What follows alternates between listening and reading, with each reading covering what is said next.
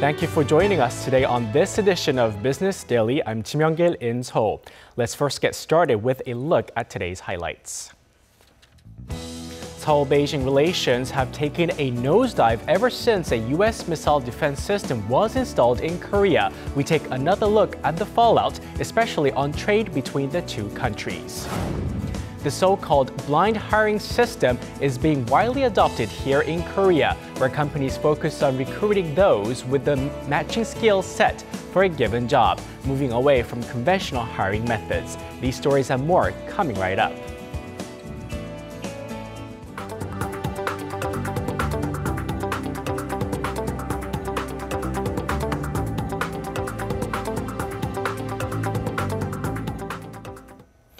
We begin with our top story.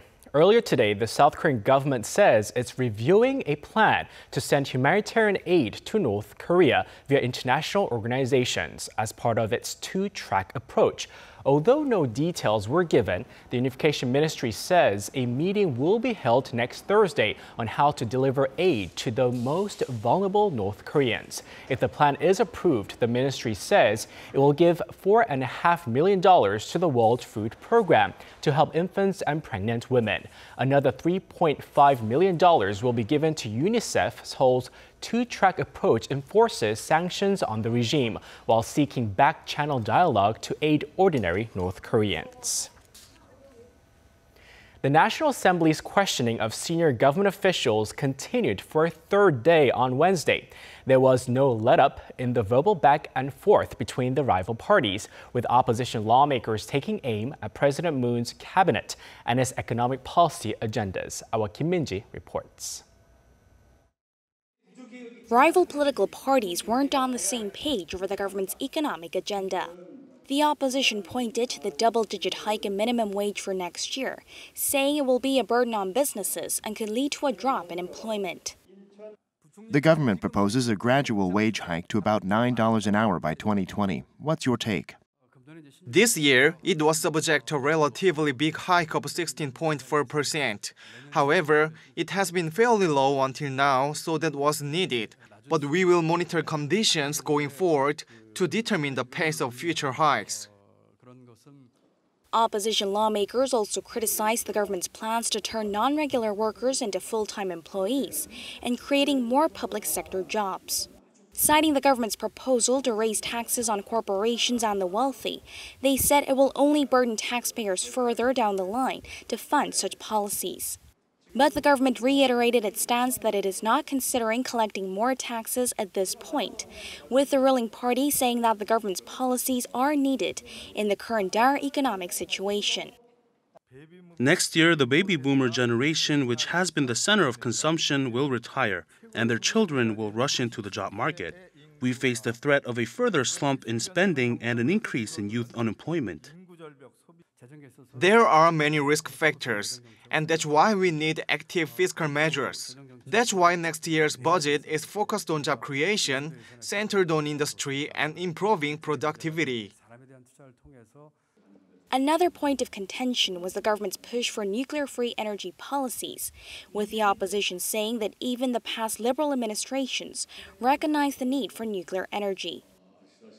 President Moon Jae-in has ordered that the construction of new plants be suspended and that the lifetimes of aging reactors not be extended. Can we understand this as the policy direction of the Moon government? We plan to draw up a plan for this in the coming months, but that direction is likely. However, there is a limit to what we can do in a 5-year term. We can only reduce our dependence on nuclear energy and increase substitutes. The ruling party also used the session to shed light on irregularities under the previous conservative government in overseas resource developments, saying they resulted in massive losses and those involved need to be held responsible. The 4-day parliamentary question session will wrap up on Thursday with a focus on education, culture, and social affairs. Kim Min-ji, Business Daily. The central bank heads of Korea, China, and Japan wrapped up a two-day meeting today to discuss various economic and financial agendas between the three countries. The annual gathering has been held since 2009 to promote mutual cooperation and financial stability in the region. An extension to a currency swap deal between Korea and China was a key talking point. The Bank of Korea sees the $56 billion swap deal as an important safeguard in the event of a financial crisis. The deal was struck amid the 2008 financial crisis and has been renewed every 3 years. The current agreement expires in October, and market watchers worry that China's THAAD retaliation could put the deal in jeopardy. Korean companies enjoyed robust growth in the second quarter, though still heavily skewed toward large firms. According to a Bank of Korea survey on some 2,600 businesses, their sales rose 8% in the April to June period, en route to a 5-year high. Meanwhile, their operating profit ratio was up 7.2%, a 6-year best thanks to a 20% sales boost in electronics, which includes semiconductors. While recognizing base effects, a central bank official said overall investment and business performance look to be improving on the back of strong exports. One global credit rating agency has said it sees no reason to revise its AA rating on Korea, despite geopolitical tensions that linger on the peninsula. Standard & Poor's last month had reaffirmed its third highest sovereign rating for the country, with a stable outlook despite provocations from North Korea. At a press conference in Seoul earlier today, one credit analyst said S&P sees little likelihood of a war breaking out on the peninsula. Another analyst pointed to the improved performance of Korean companies, noting that 86% of domestic firms hold stable outlooks. It may look like Korea's economy is doing well, thanks to booming global demand for semiconductors. But a closer look inside tells a different story. Other major industries like automobile and shipbuilding are faltering, and the government is looking to break out of the slump by shifting towards new industries. Our Lee Ji-young has more. Korea's semiconductor industry has been a big bright spot in the country's economy, boosting exports along with corporate profits. Samsung Electronics, the country's largest chip maker, is expected to post record earnings of roughly $12.3 billion in the third quarter. Its rival SK hynix is also expected to benefit from rising prices and demand in the global chip market. But while the high-performing semiconductor sector has been making an overwhelming contribution, Korea's other major manufacturing industries have lost a lot of vitality, with the production rate dropping to about 71.5% in the second quarter of this year. That's the lowest level since 2009. Korea's largest car maker, Hyundai Motors, saw its operating profits fall by about 16.5%, with its sales in China falling by nearly half. The Korea International Trade Association says most exporting manufacturers in the country are struggling to maintain their competitiveness amid worsening external conditions. Among them are China's intensifying economic retaliations over Seoul's hosting of THAAD, while the U.S. is pushing to revise a bilateral free trade agreement. With experts predicting an end to the global semiconductor boom in a couple of years, they say the government needs to implement policies focused on boosting corporate competitiveness and accelerate the country's shift toward new industries. Lee Ji-young, Business Daily. China began to take economic retaliatory measures since July last year, after South Korea deployed the U.S. anti-missile system THAAD. Since then, Korean companies have struggled with restraints on their businesses in China, which are now likely to come under even more pressure. Take a look. Korea's deployment of THAAD earlier this year has led Beijing to step up its reprisal, coupled with the spreading of negative consumer sentiments targeting Korean products. China has provided many incentives for electric vehicles this year, but those installed with Korean-made batteries were exempted. Korean EV battery manufacturers like Samsung SDI and LG Chem has called for an active response from Seoul's government. Although China's government has denied any direct involvement in the boycotts, Lotte Mart has become the target of tighter regulations from Beijing. China seized dozens of power equipment from the retailer, claiming it failed to meet its energy conservation standards. Under pressure, Lotte Mart has already closed more than 70 stores in China. According to Hyundai Research Institute, since March, losses inflicted on Korean firms doing business in China will likely amount to $7.5 billion by the end of this year. And to tell us more about this, Professor Kim Se-wan from Ewha Women's University joins us in the studio today. Good to see you again, Professor. Pleasure to be here. First, let's get started. The Chinese market was considered a blue ocean for many Korean companies, but now they're closing down their businesses there. How do you assess this, Professor? For the last 25 years, China has such a rapid economic growth, which is unprecedented in history. And one of the largest beneficiaries of Chinese growth is Korea, because Korea provided machineries and intermediate goods to China's production. Actually, these days, Chinese government officially denies any sanctions on Korean corporations related to THAAD deployment. But we know that the sanction is real and it is everywhere.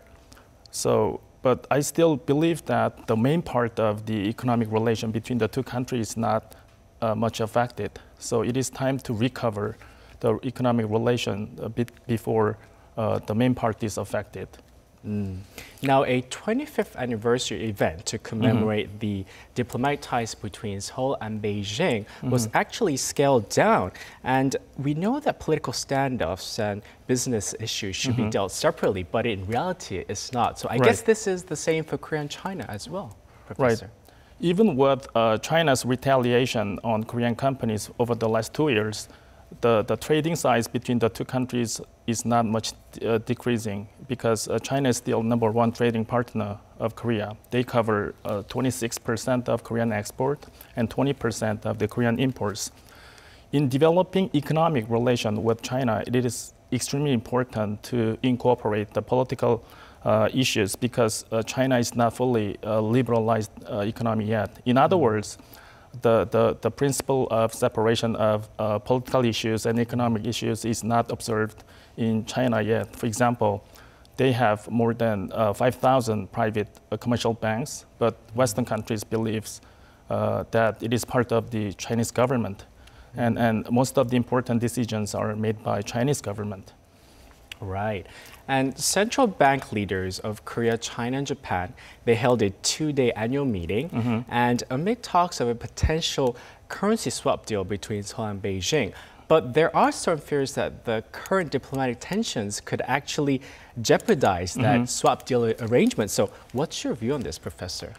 I think the possibility of the discontinuation of swap deals with China is at least 50%.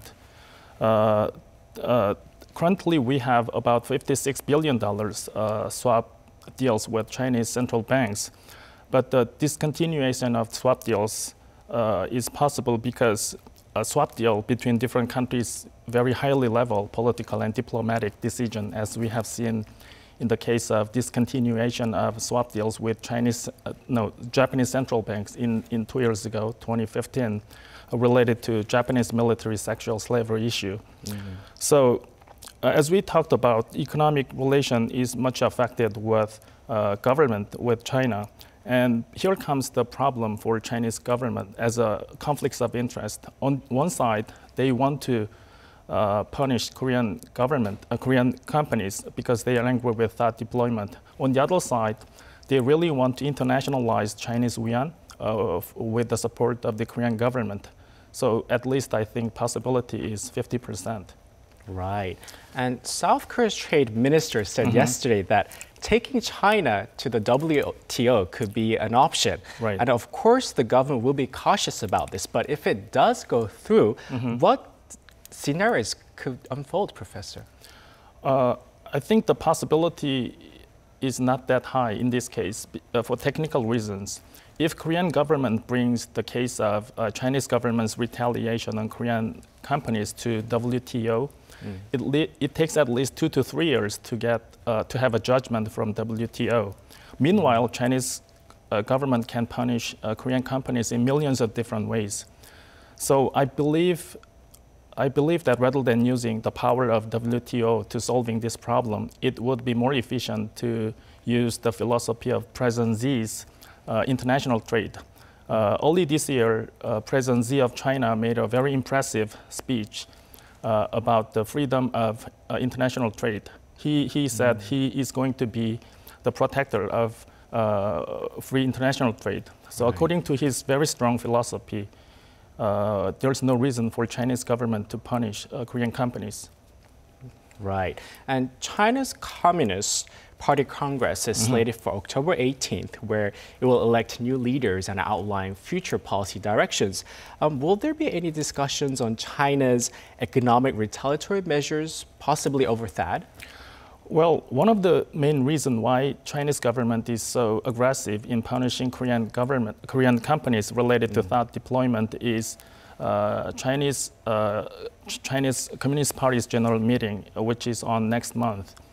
So two problems are highly intertwined in this case. The first is President Xi wants to extend his political power beyond his tenure. And the second reason is, because of that reason, he really needs a strong support from the military. And we know that the Chinese military is not the part of the Chinese government, but the part of the Chinese Communist Party. So after the March of next year, 2018, there is a possibility that there will be lessening restrictions on Korean companies. Right. Now, experts have warned about South Korea's economy being too heavily dependent on China, and which has made it increasingly vulnerable to risk. Now, do you think Seoul needs to come up with a new trade strategy for Beijing? It is true that Korea became too much dependent on China in many different ways. They are, as we talked about, they are #1 trading partner to Korea. But at the same time, it is also true that Korea is second largest trading partner to China. So that means altogether we need each other. So we need to persuade Chinese government that the intensifying economic relation between the two countries is mutually beneficial. And also at the company level and industry level, it is very important to maintain and improve international competitiveness against Chinese companies. Well, Professor, it seems icy ties between Seoul and Beijing will likely continue for some time. Right. So thank you for your insight today, Professor. Thank you very much. Thank you.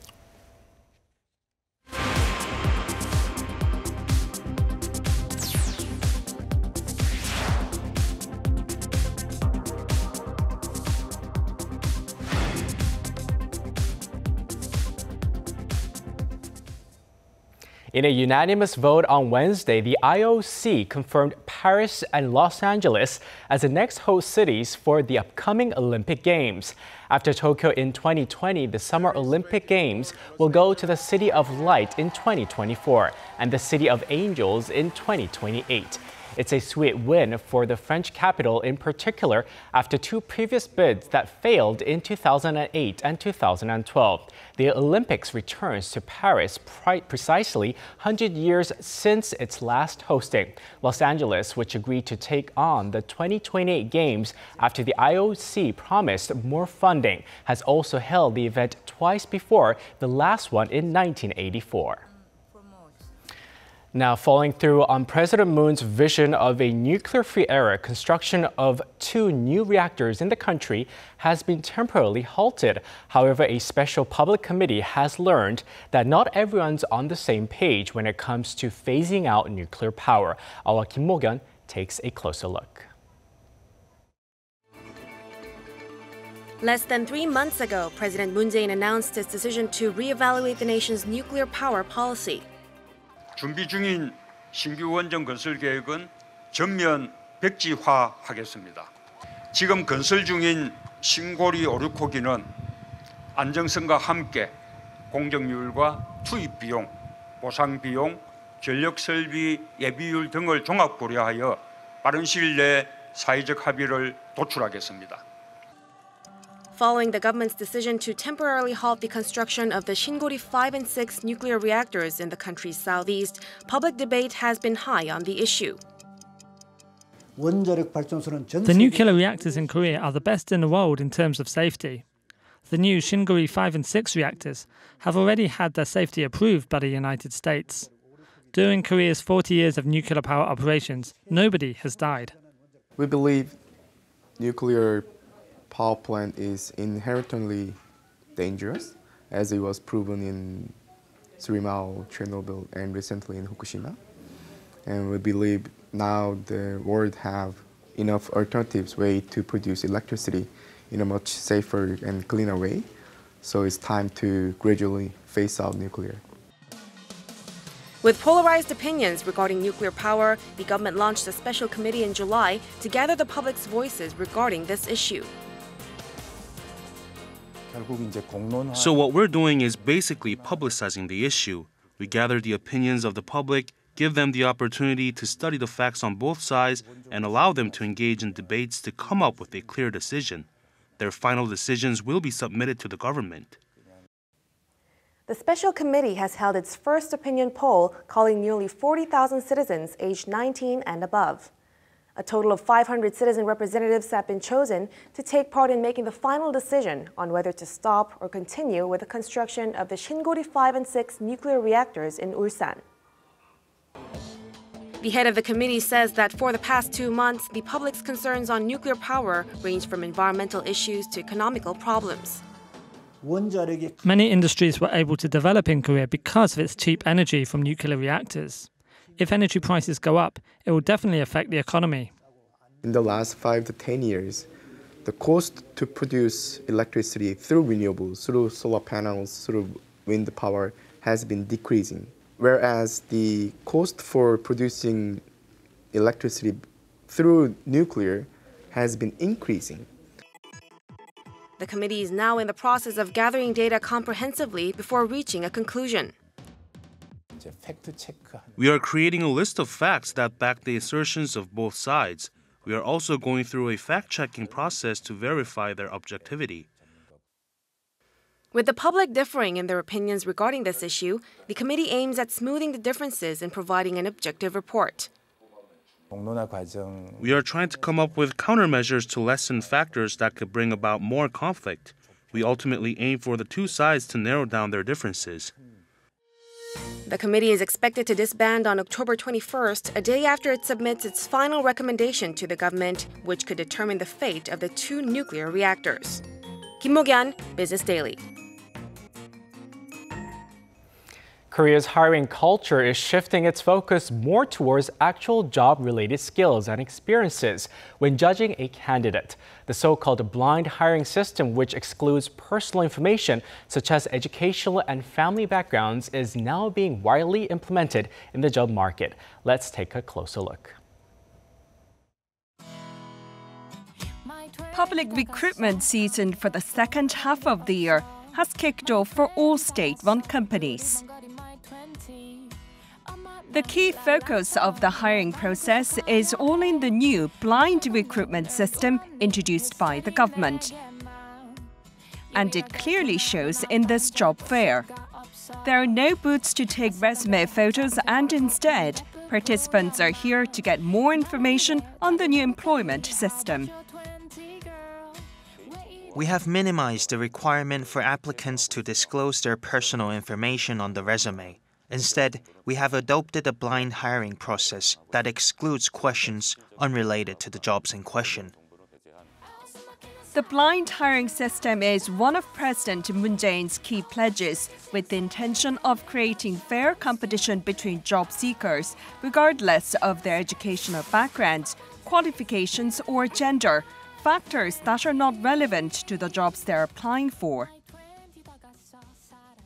이력서에 학벌이나学历이나 출신지나 신체 조건이나 이런 차별적인 요인들은 일체 기재하지 않도록 해서 똑같은 조건에서 똑같은 출발선을 위해서 오로지 실력으로 공정하게 경쟁할 수 있도록.